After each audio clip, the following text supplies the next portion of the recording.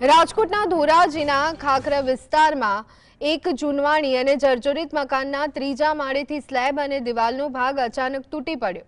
આ દુર્ઘટનામાં ઘરની અંદર રહેલા પરિવારના 3 સભ્યો અને એક 5 વર્ષની માસૂમ બાળકી કાટમાળ નીચે દબાઈ ગયા।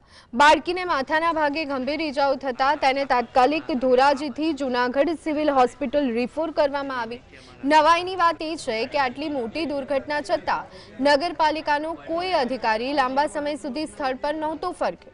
સ્થાનિકોએ વારંવાર ફોન કરવા છતાં પાલિકા તરફથી કોઈ જવાબ ન મળતા લોકોમાં પ્રચંડ રોષ ફેલાયો। માત્ર જીબીની ટીમ ઘટના સ્થળે પહોંચી।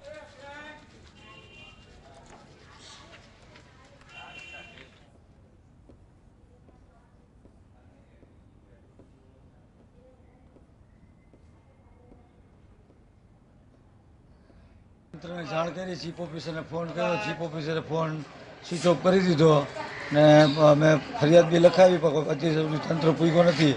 અમે સવારથી હેરાન થઈએ છીએ ને છોકરીને બહુ સારું લાગી ગયું છે પણ તંત્ર કોઈ જવાબ આપતું નથી। પપ્પુ કઈ ફેમિલી રહેતી હતી? આમાં કેટલા વ્યક્તિ રહેતા હતા?